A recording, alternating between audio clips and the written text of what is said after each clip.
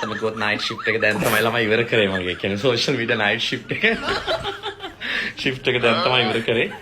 මේ ඔක්කොම කරලා සින්දු කියලා ගේම් ගහලා හරිය අමාරු ළමයි වල කරලා බලන්න කොම්බෝර්ද කියන්නේ කියලා.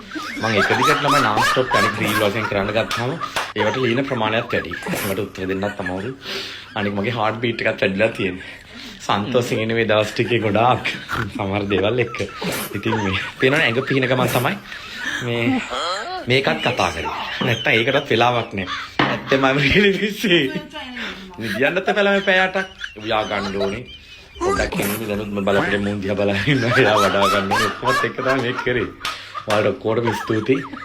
හැම දෙයකටම. මේ ඇතුලේ විතරයි ඉතින් මේ එළියට යන්නේ. හරි. thank you අලුතෙන් ඉන්න ළමයින්ටත් බොහොම ස්තුතියි.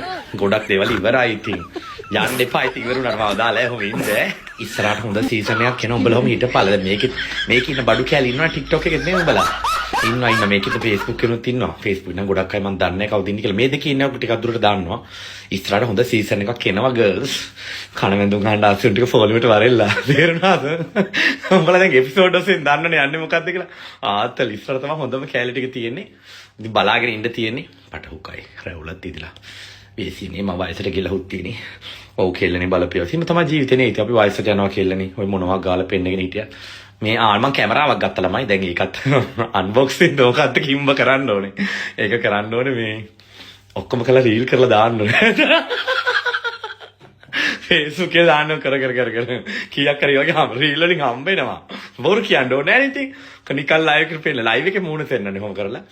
පුළුවන් තරම් රීල් කරලා දාන්න කීයක් හරි හම්බ කරගන්න බෑ පුළුවන් කාලේ. දත් තින කාලේ ඇත්ත කියන්න එපා ඉතින්. කවුරුත් මෙතන සෝෂල් මීඩියා කරන්නේ නැහැ. පුකේ අමාරු හැමෝම සෝෂල් මීඩියා කරන්නේ හම්බ කරගන්න.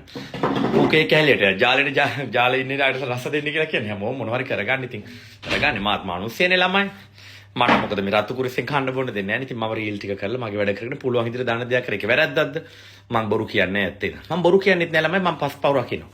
ඒක උඹලට පේනවනේ. හෙළුවෙන් ඉඳන්මයි කියන්නේ. දැන් හදුම කැද ගන්න ඕනේ. එහෙනම් ඔයාලා ඔක්කොටම thank you very much ඈ.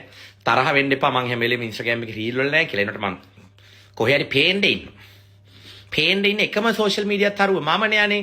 ඔය කවුරුත් මූණ පේනවද පැවිසන් පිස්සුද? ඔය කාටවත් කරන්න බෑ මං කරන්නේ.